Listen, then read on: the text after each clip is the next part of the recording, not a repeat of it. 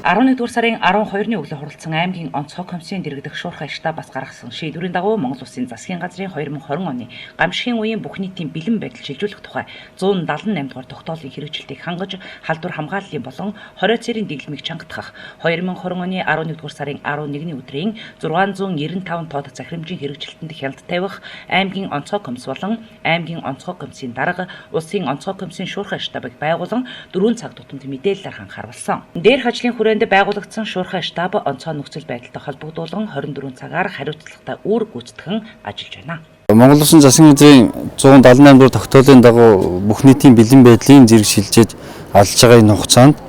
одоо коронавирус үеийг COVID-19-тэй тэмцэх чиглэлээр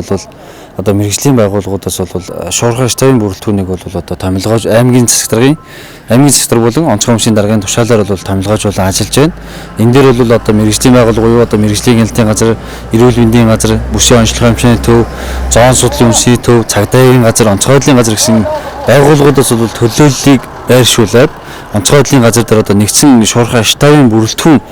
хэлбэрээр үйл ажиллагааг зохион байгуулж байна. Эдгээр шуурхай штабын бүрэлдэхүүн маань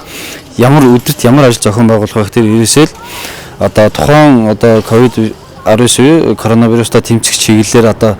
мэргэжлийн байгууллагуудыг авч хэрэгжүүлж байгаа арга хэмжээний талаарх мэдээлэл, за дээрээс нь Монгол Улсын хэмжээнд гарч байгаа мэдээлэл, дээрээс нь ховд аймаг хэмжээнд тохиолж байгаа ямар эрсдэл байна, ямар